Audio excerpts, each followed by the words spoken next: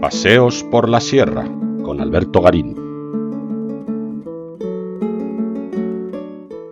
La villa romana de Pared de los Moros se encuentra situada a las afueras del término municipal de Niarra, en Ávila, a la salida del Valle de Amblés.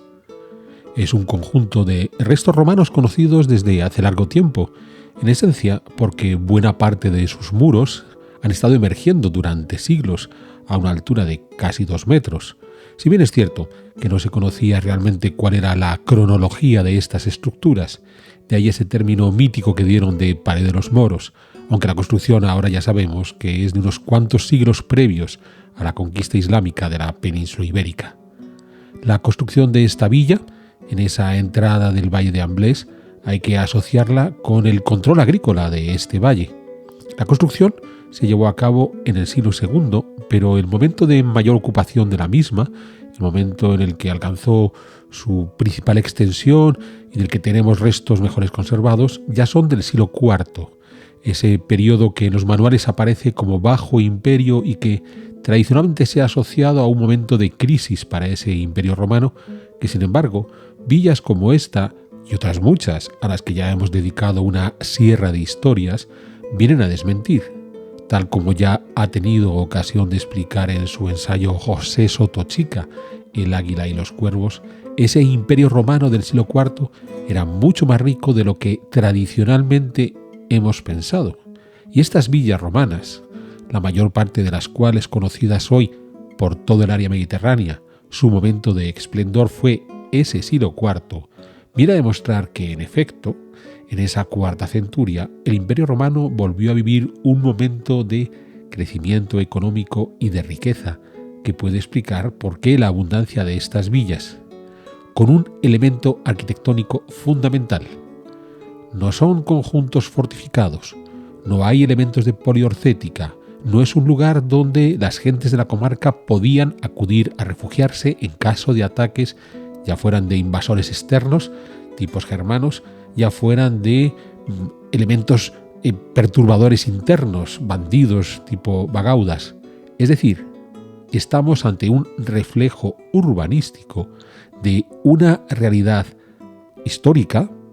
en la cual no parece que los habitantes de esta villa o de las otras muchas villas del siglo IV sintieran la necesidad de verse protegidos frente al avance de esos ataques externos,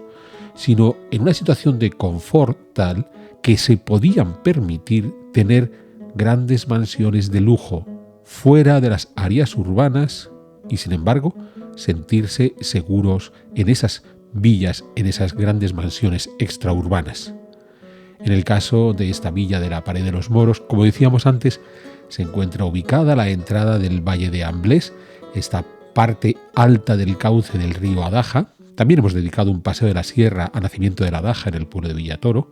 y probablemente buena parte de la función del cometido que tenía esta villa era precisamente ese control agrícola del Valle de Amblés, aunque tampoco aquí hemos de exagerar demasiado. Aunque se ha pretendido prácticamente estructurar el conjunto del Imperio Romano en el siglo IV a partir de villas que prácticamente estarían diseminadas por todo ese imperio, dominando cada uno de los grandes territorios agrícolas, es cierto que la presencia de un valle feraz como este del Valle de Amblés resultaría atractivo para los propietarios de la villa para asentarse en este lugar y poder aprovechar la producción agrícola en el siglo II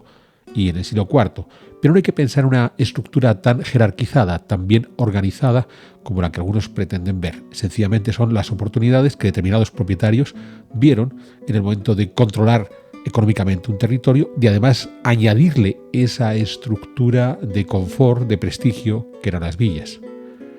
Con todo,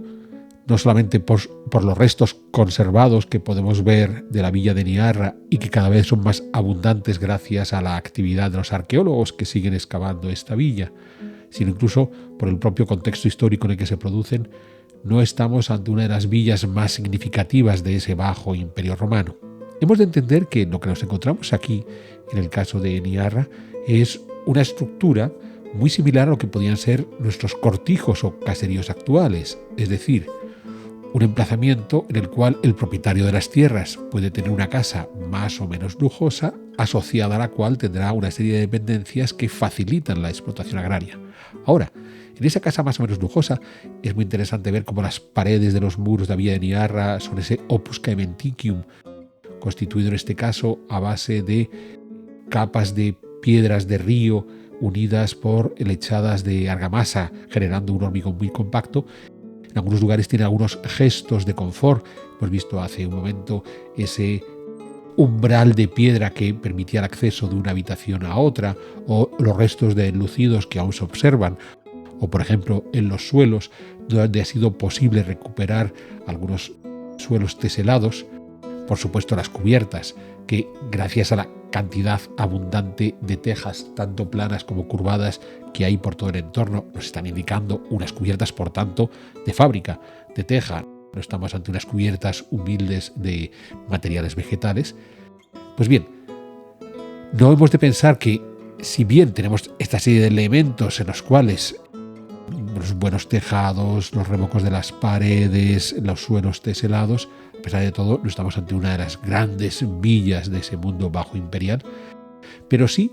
ante ese concepto de la creación de una estructura confortable y en cierta medida de lujo, con cierta permanencia en el tiempo, si tenemos en cuenta que, como decimos, los muros han quedado a la vista durante siglos y se han conservado, lo cual demuestra la buena técnica constructiva que aplicaron estos romanos en el momento de levantar su villa.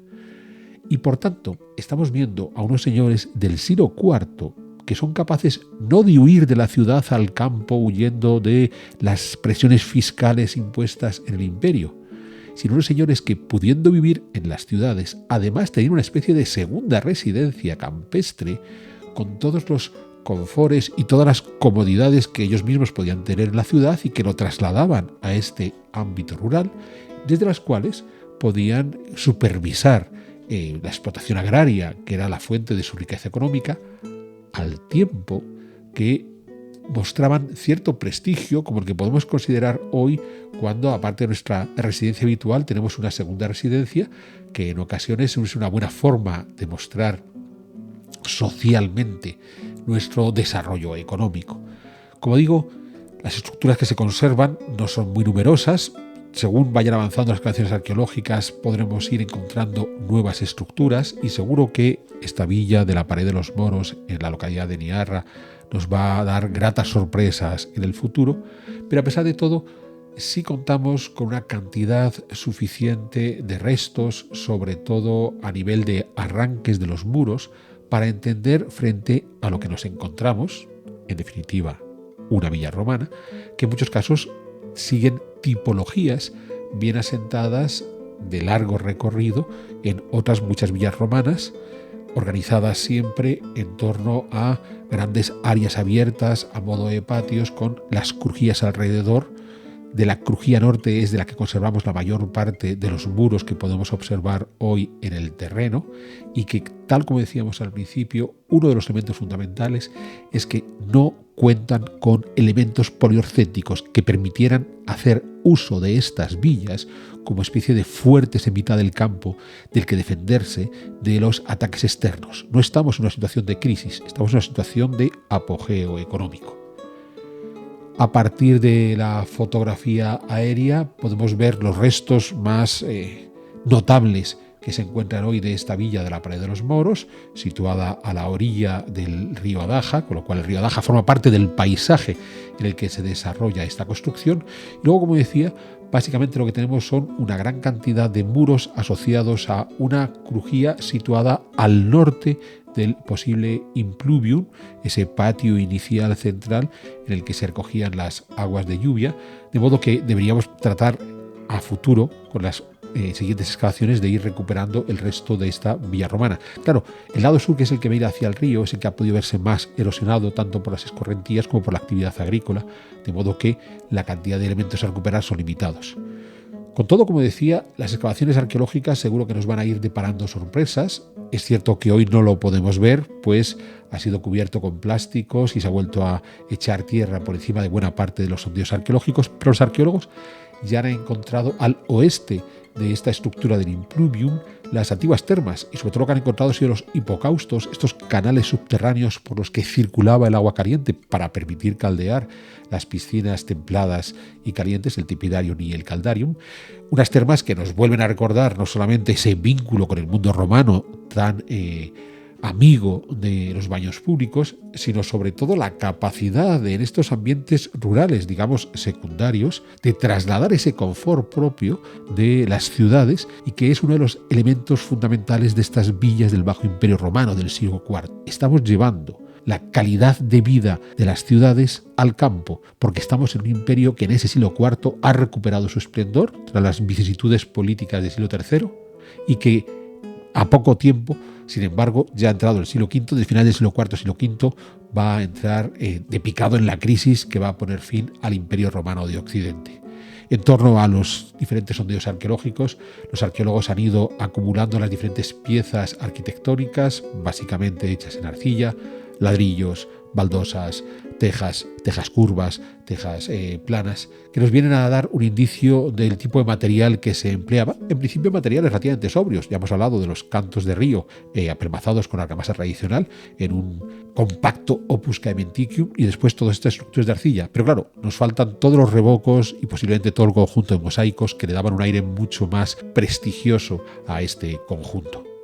A la larga, lo que hemos de pensar cuando estamos viendo la villa de Niarra, a pesar de ser algo tan sutil y tan pequeño, es que incluso en estos sectores geográficos, quizás un tanto más al margen, ojo, y eso que por este valle de Amblés discurría una pequeña calzada romana cerca de la cual se ubicaba esta villa de la Pared de los Moros, lo que estamos viendo es que esa recuperación económica del siglo IV, insisto, que también nos ha explicado en su libro José Soto Chica, las villas, estas villas bajo imperiales, son el mejor ejemplo, el mejor exponente de esa recuperación económica. De modo que empecemos a olvidarnos de esas explicaciones demasiado dramáticas de un imperio inevitablemente en crisis a partir del siglo III, las poblaciones urbanas huyendo al campo, refugiándose de los peligros, en estas villas que no eran más que el ejemplo del confort trasladado al ámbito rural. Y quedémonos con esa idea de lo que vemos es, sobre todo, un imperio que aún en el siglo IV era brillante.